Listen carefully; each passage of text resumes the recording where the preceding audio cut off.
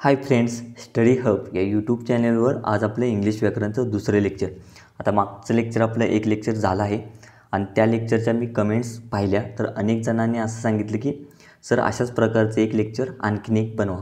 तर त्याच पद्धतीनं आपण एक लेक्चर बनवत आहोत आणि यामध्ये आपण काही इम्पॉर्टंट क्वेश्चनचा आपल्याला सराव करायचा आहे आणि त्यांचं एक्सप्लेनेशन पाहायचं आहे. तर चला आपण लेक्चरला सुरुवात करूया. त्याआधी मित्रांनो, जर लेक्चर आवडलं तर नक्की सबस्क्राईब करा आणि शेअर करा.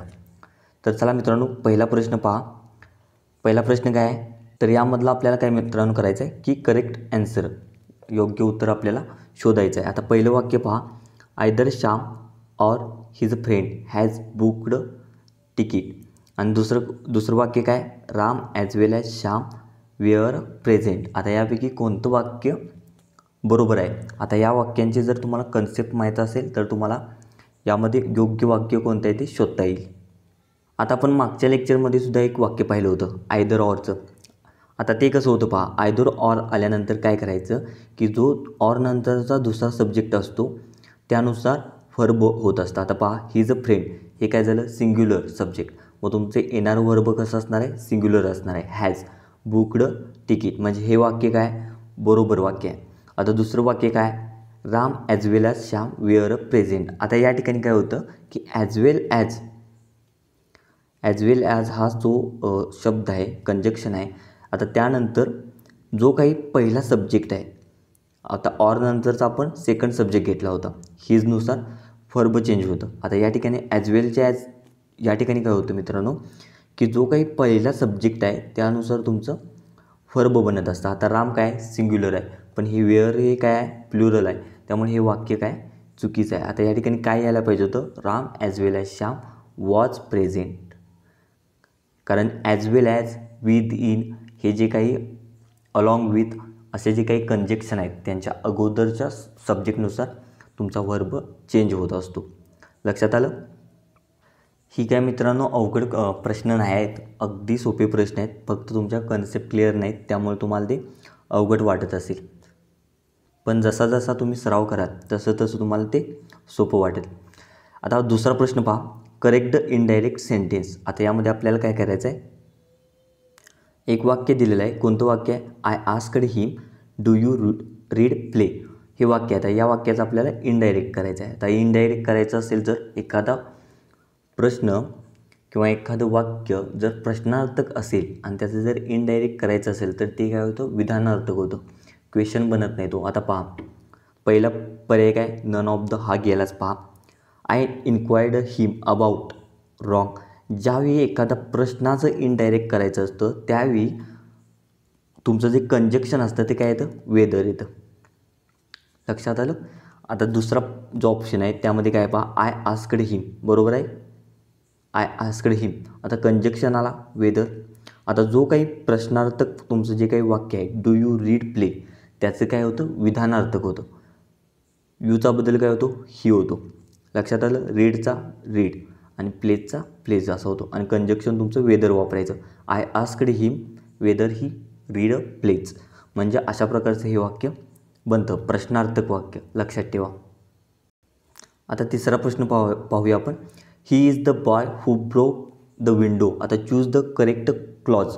आता या ठिकाणी आपल्याला क्लॉज ओळखायचा आहे. आता क्लॉज कोणकोणत्या प्रकारचे असतात, ॲडवर्ब, नाऊन, ॲडजेक्टिव्ह. आता या ठिकाणी पहा कसं वाक्य आहे, ही इज द बॉय आणि पुढचं वाक्य कोणतं आहे, हू ब्रोक द विंडो. आता या ठिकाणी ह्या बॉयबद्दल हे वाक्य काय सांगतं, त्याच्याविषयी अधिक माहिती सांगतं. ही इज द बॉय आणि तो बॉय कोणता आहे, हू ब्रोक द विंडो. मग एखादं नाम किंवा सर्वनाम त्याच्यानंतर त्या नावाबद्दल जर अधिक माहिती जर सांगितली पुढच्या वाक्यानं तर ते काय होतं, तुमचं ॲडजेक्टिव्ह क्लॉज. ॲडजेक्टिव्ह अधिक माहिती सांगतं ना, नामाची आणि सर्वनामाची अधिक माहिती कोण सांगतं, ॲडजेक्टिव्ह सांगतं. मग या ठिकाणी पहा, हे बॉय जे तुमचं नाम आहे त्याच्याबद्दल अधिक माहिती पुढच्या ज्या वाक्यानं सांगितलं आहे, मग तुमचं काय येणार, ॲडजेक्टिव्ह क्लॉज. लक्षात ठेवा कोणकोणते क्लॉज असतात, ॲडवर्ब, नाऊन, ॲडजेक्टिव्ह. हा लक्षात. आता परीक्षेत काय तुम्हाला सर्वच प्रश्न अवघड विचारले जाणार नाही, काही प्रश्न सोपेसुद्धा असणार. आता चौथा प्रश्न पहा, select the accurate meaning of Nobel. आता हा शब्द आहे नोबेल. आता याचा ॲक्युरेट मिनिंग आपल्याला शोधायचा आहे. आता काय येणार पहा, ऑनेस्ट, रॉयल, सिव्हिल, क्लेवर. आता नोबेलचा अर्थ काय होतो, उच्च कुलीन.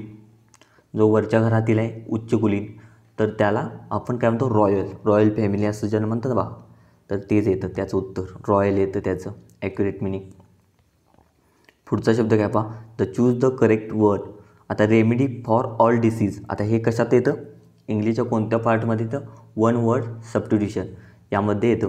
रेमेडी फॉर ऑल डिसीज ज्याला काय म्हणतात, पॅनासिया, म्हणजेच काय, रामबाण उपाय. आलं लक्षात, रामबाण उपाय, पॅनासिया म्हणजेच काय, तर सर्व जे काही आजार असतात त्याच्यावर एक चांगला उपाय असा त्याचा अर्थ होतो. त्याच्यानंतर पुढचा प्रश्न काय पहा, प्रश्न क्रमांक 6. I wish I were the horse seat. काय सांगितले, आय विश, माझी अशी इच्छा आहे की I were in the hot seat. Identified the mood विचारलं आहे, कोणता मूड आहे.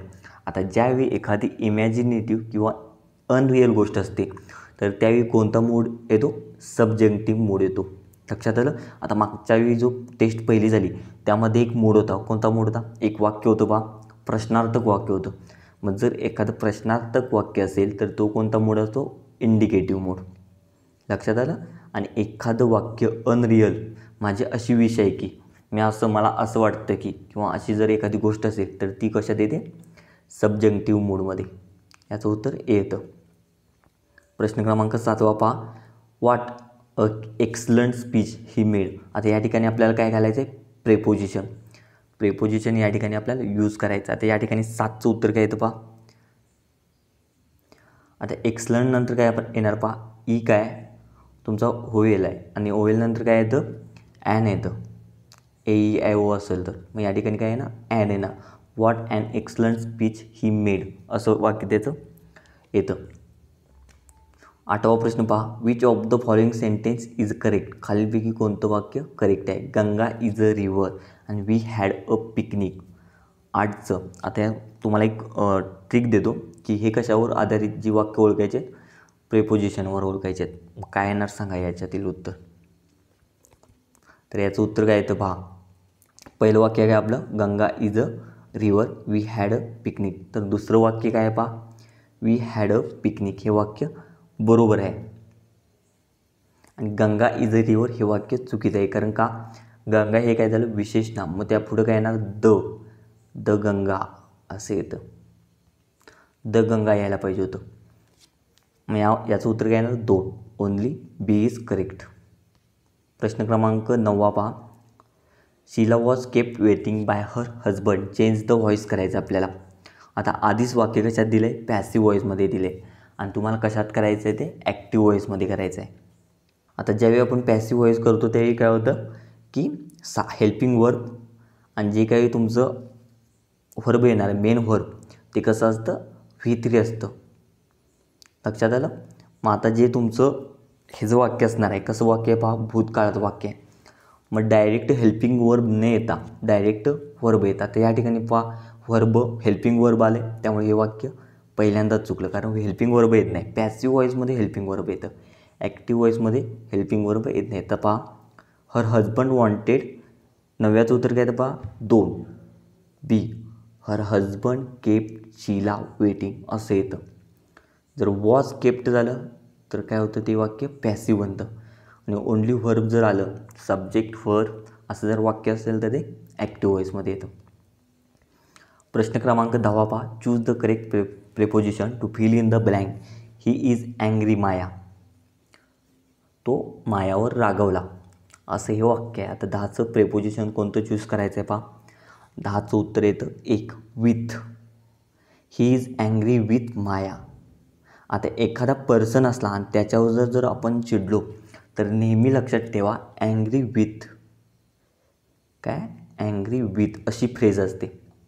आता या ठिकाणी कोणतंही नाम चेंज असू दे, कोणताही पर्सन असू दे, कोणताही ॲनिमल असू दे, व्यक्ती जर असला, पर्सन जर असला, तर नेहमी लक्षात ठेवा, एखाद्या पर्सनवर जर चिडतो तो त्यावेळी कोणती फ्रेज येते, अँग्री विथ.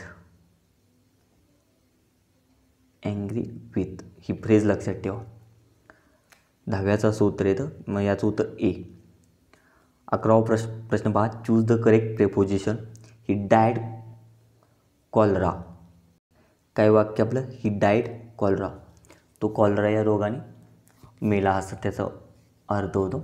आता एखाद्या रोगानं जर मारला तो व्यक्ती तर त्याला कोणतं प्रिपोजिशन वापरायचं पहा. 11चं उत्तर काय येतं, ए येतं. Of. He died of cholera असं त्याचा अर्थ आहे, लक्षात ठेवा. त्यामुळे कोणती फ्रेज नेहमी लक्षात ठेवायचं, डायड ऑफ. आता कधी काय होतं मित्रांनो की व्हर्ब बरोबर नेहमी एक तुमचं प्रिपोजिशन वापरलं जातं, त्याला ते परमनंटली असतं त्याच्याबरोबर. पण डायड ऑफ ही फ्रेजच आहे, डायड ऑफ. आता यापुढे जर तुमचा रोग आला तर नेहमी हीच फ्रेज वापरायची, डायड ऑफ. 12वा प्रश्न पहा, चूज द करेक्ट वर्ब. आता वर्ब आपल्याला यूज करायचं. शी run because she in a hurry असं वाक्य आहे. प्रश्न कितवा आहे पहा, 12वा प्रश्न आहे. She ran because she dot dot in a hurry असं वाक्य आहे. आता यामध्ये काय करायचं पहा, बिकॉज काय तुमचं कंजक्शन आहे. आता या ठिकाणी पहा वाक्य त्यानं जोडले.